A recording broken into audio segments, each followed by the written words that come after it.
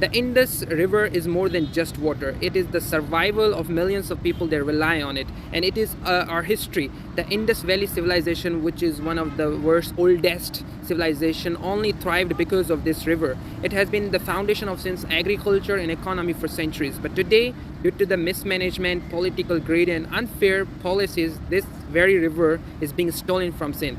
As we all know, the federal government recently announced the construction of 6 new canals as the part of its so-called Green Pakistan initiative.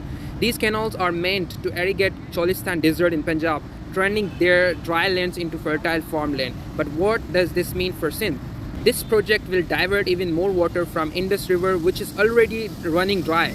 Sindh is barely receiving its fair share of water as it is, and now the federal government is prioritizing Punjab's desert over Sindh's fertile lands. If these canals are built, Sindh will suffer catastrophic consequences that are gonna affect the ecosystem and the millions of people and the biodiversity. Well, the good news is Sindh Assembly has unanimously rejected this project, calling it illegal and unconstitutional.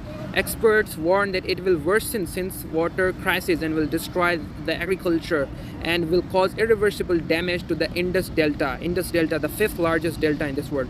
Let's not forget that in 1991, Pakistan's provinces signed the Indus Water Accord, which promised a fair distribution of Indus River's water. According to this agreement, Sindh was allocated around 48.76 million acre-feet of water, and no new canals could be built without the consent of all provinces. Sindh, being as a downstream, has right to be protected. But what happened? The federal government ignored all these promises.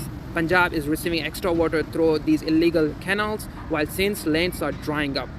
This is not for the first time Sindh has suffered from water theft. Let me remind you of the history. In 1901, the British built the Sutlej Valley project, diverting water away from Sindh. In 1947, after partition, Sindh was promised a fair share of water, but Punjab kept expanding its canals. In 1960, the Indus Waters Treaty let India control the eastern rivers, increasing Pakistan's dependency on Indus, but Sindh was not consulted in this. In 1975, Punjab constructed the Chashma Jhelum Link Canal, again stealing water from Sindh. Every time Sindh has been betrayed, and now in 2025 we face another water crisis with these new 6 illegal canals. Will we remain silent this time?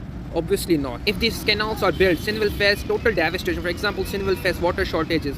Already Sindh receives 20% less water than its due share. The agriculture of the Sindh will collapse. Farmers in Sindh heavily rely on Indus River. Without water, there will be no agriculture, there will be no crops, and everything will collapse.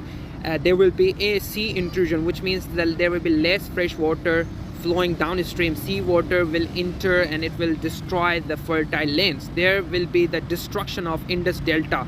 The Indus Delta, which is home to the mangroves and the fisheries, will be affected due to the water shortages. So it will have a long-term consequence.